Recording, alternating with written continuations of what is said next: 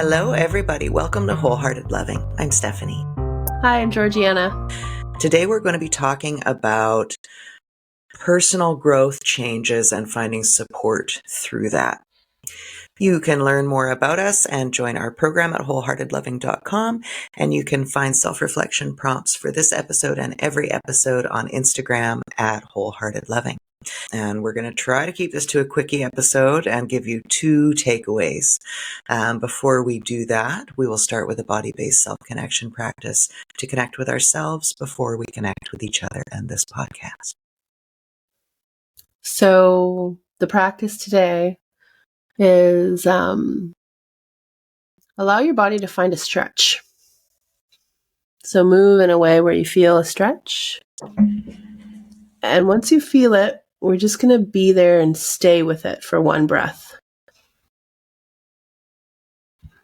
And then that's it. That's the practice. You can continue with stretch, you can change the stretch, but I wanted to give you the practice of just being with feeling a stretch for a full breath. Yeah, moving how your body wants to move. Important. Often ignored. Very important.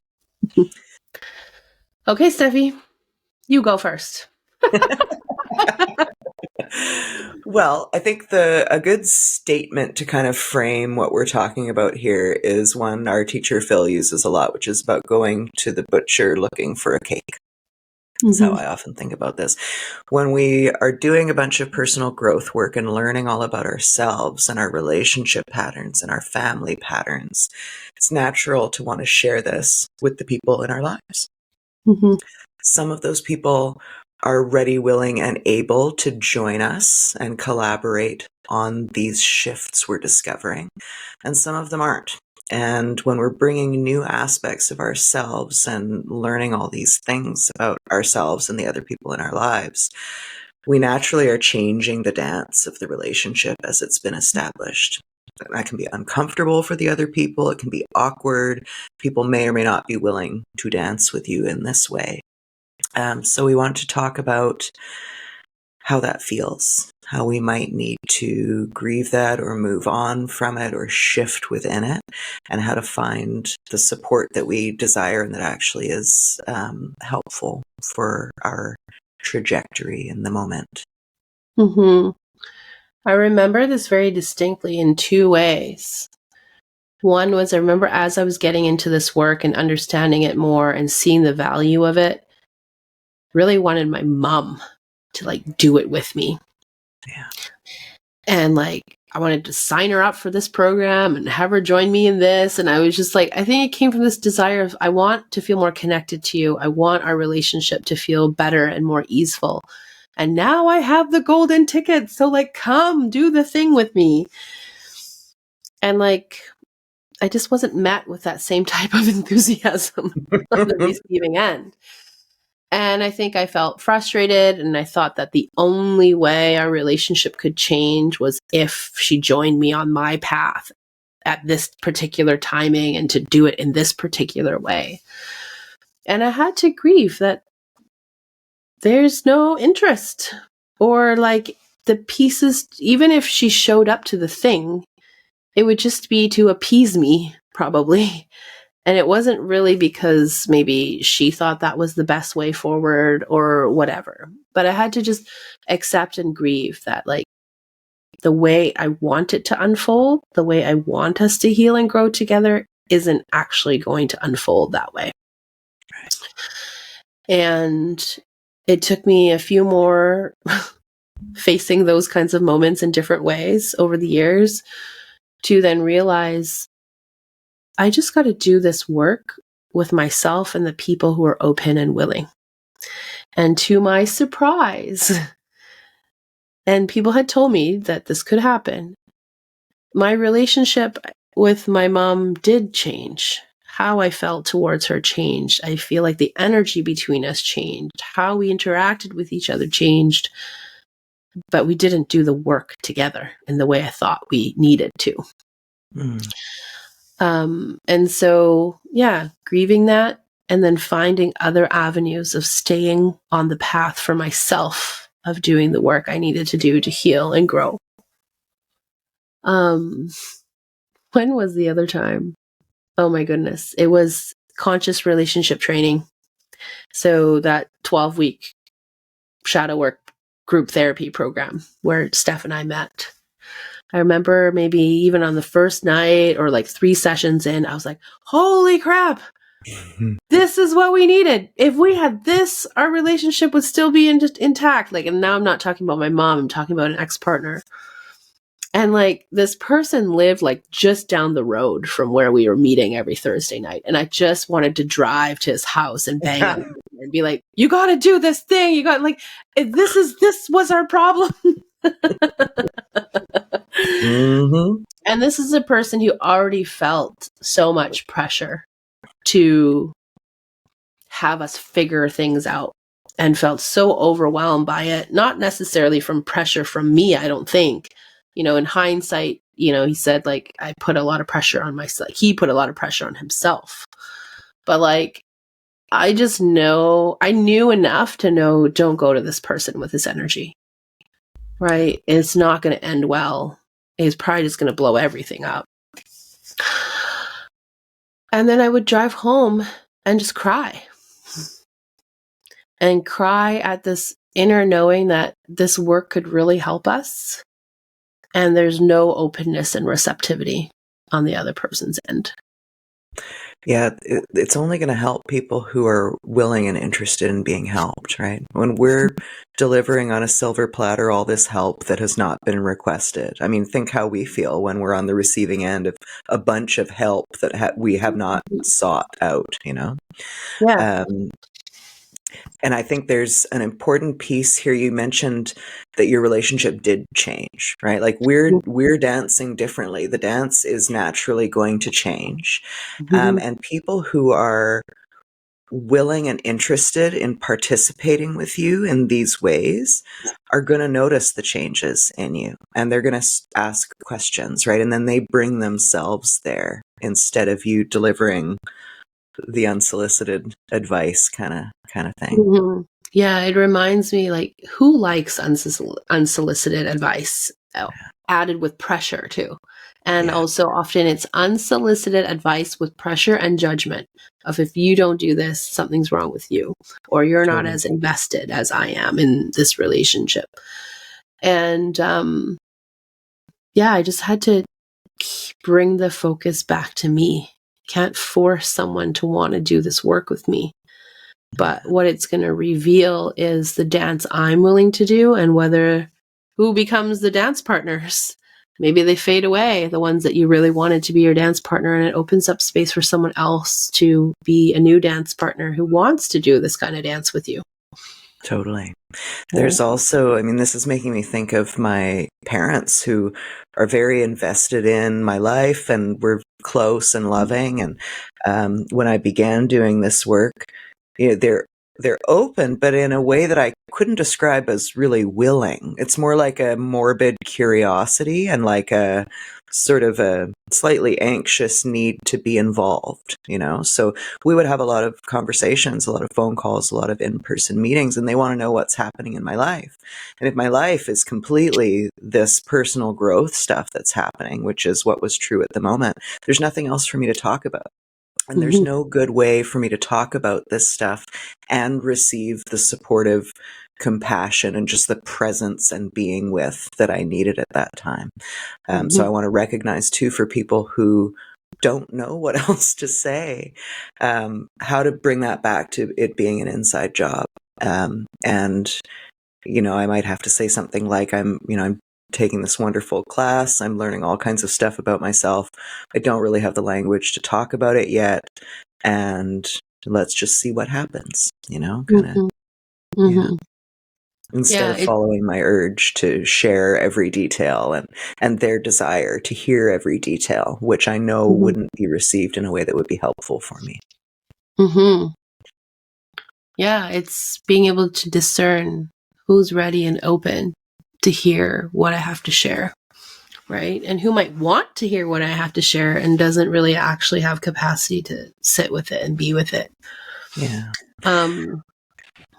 Did you want to say something? So, yeah, well, as you said, the grieving when that comes up, like if what we want the most is to connect, and we want to connect and share what we're experiencing and learning about ourselves, there's grief in not being able to do that. And letting that be okay, while also being open to the fact that we're in the midst of a big shift and we don't know what's coming at the end. So holding space for grief and for possibility, I think. I love the both of those, holding space for grief and possibility, because sometimes I think what was happening was I was so tied to this is the only strategy, the only way we can connect, that I was closed off to. But I think there's other ways that these people would be open to connecting. They're just at this point not open to me shoving this down their throat and wanting them to jump on board with me. And fair, because I wouldn't enjoy that coming from someone else. And I think I've had to remember that things that feel very obvious to us now and we feel open to now are often things that if someone was not just presenting that to us 2 years prior, 5 years prior, but with force, with energetic force and pressure, we probably would tell them where to shove it. We don't want that either. So I really had to learn to honor someone else's process and their timing, and also the method, their pathway, the way they're going to learn the lessons might be different from the way I am open to learning the lessons, might be different from the timing of when and how. And that was tough for that part of me that wanted to control everything and thought that in order to be efficient, we should just all jump on board immediately and do it all this way. Yeah. Solution focused. Right? Solution focused, but so uninformed that that doesn't actually get us what we want, because we're just dysregulating everybody. Yeah. And bringing people's defenses up. And that doesn't actually lead us to the solution, doesn't actually lead us to deeper connection or acceptance. This is why we want to bring you guys back always over and over again to the body and the wisdom in there, because your timing is in there. The spirit moving through this group of people who you all want to end up in the same wonderful, self-loving, connected place. It takes all of us different time and space and energy to get wherever it is we want to go. And we can only really know that for ourselves, and bring ourselves there and celebrate whoever it is that wants to join us, and figure out a way to maintain loving and self-honoring connection with the people who can't be with us in the way we might like. Yeah, I think that's really powerful and beautiful. Celebrate who is ready, willing, able to join us. And I think if I look back, that's what I did. And because I could do that, things were able to unfold in a really beautiful way. Because what I did was I wanted so badly for my mom and this ex to grow with me in this way. And I just didn't feel the openness. So I had to grieve it. And then I redirected my energy. And I think that's a big skill to grow, redirecting our energy. Grieve and redirect your energy to who does want to grow with me in this work. And I found a whole community of people who have become my closest friends and my people. And I was also able to enjoy that period of time of there are these amazing people who want to grow in this way with me right now. So instead of chasing the people who don't want to, can I let myself enjoy the people who are here for this ride, right? Like going to the butcher for my steak instead, instead of my cake. And trusting the process too, right? Your growth might inspire your mother or your ex to want to grow. Imagine if all the trees in the forest all grew at exactly the same time at the same rate. It just doesn't make any sense, We inspire each other. This is spirit moving through us and our family systems and our networks, and it all happens in its own time. Yeah, and sometimes people reveal over time that we match again, we align again, or we align more. And sometimes it's revealed we really don't align anymore. And that's good information. When you notice, hey, I've been on this path, someone else has taken a different path, we don't actually align anymore. Yeah. It's okay to let those people go, even if it involves a lot of grief. And are you willing to allow people to hold you in that grief of letting misalignment go? One of my very best friends refers to all this work that we do and everything we talk about as cheese. And she rolls her eyes and she's like, oh, you and your cheesy wizard people, whatever. And then one day she was having a difficult time with a man. She was having some spurt of jealousy or something like that. And she just kind of broke down and she was like, well, you seem to be doing really well and you're really like balanced in yourself and maybe you can help. Like, what have you been learning? Wow. Yeah. Unexpected, Her own timing, her own pacing, her own way, right? This reminds me of like people when they see the tools that we share and I share with people, they ask me, do you do this with your kids? And I sort of chuckle and I'm like, no. And the reason is they're not open. They're not open to learning it in this way. But what they are open to is when they're having a hard time in the moment of it. And I say, hey, there's this thing I do sometimes when I'm having a hard time and it helps me feel better. You know, do you want me to show it to you? Then they're like, okay, yeah. But if I was like, I really think you know, I'm a counselor, I'm a coach, I have all these tools available to me. I need to like drill them into my children now to prepare them for life. If there's no openness, that just creates tension and friction between us. It surely does. So I just wait for the opening to come and then I offer without pressure. Yeah. And they say yes or they say no. And then it becomes, you know, a sweet moment and we move through that moment and that's it. Maybe one day they'll say, hey, mom, share more with me. But if that day doesn't come, I'm okay with that. Yeah. So find the people who are willing and able and interested in the things that are moving you in your personal growth right now. Whether that's here or elsewhere, we're always here for it. And my wish for everybody listening is that they can cultivate more of that in their lives for themselves. Yeah. Yeah. Anything else you want to say before we do a closing practice? Nope. Okay. Well, I think we should just grind our feet into the ground. Okay. And I'm actually like grinding them. Yep. Mine's on carpet and my feet are sort of sliding. And they're like crawling. Yeah. Yeah. Notice the texture of whatever's beneath your feet. Maybe you have naked feet on a surface, or maybe they're socked or in a shoe. Just notice the texture and see if you can find your toes. I found my toes. How many of them did you find? 7. Nice. Well, that's interesting. You do 1 foot at a time. I do both. I think of them as only 5 toes, although I have 10. And I'm typically able to find 4. If I'm just feeling and noticing my feet, it feels more like I have 4 toes than 5. Yeah. So right now I'm aware of all toes on right foot and mostly my big toe and my second toe on my left foot. Interesting. But if I bring a little bit more awareness, then I can connect to all 5 on the other foot. But like we know these practices, but it still gives me something in the moment to be reminded. Yeah. Right? There's a different presence that comes and also a fun, delightful feeling of, oh, there's my toes. I'm here in this moment right now. I'm not off in La La Land. Yeah. It's that accrual. Every moment of presence is of benefit.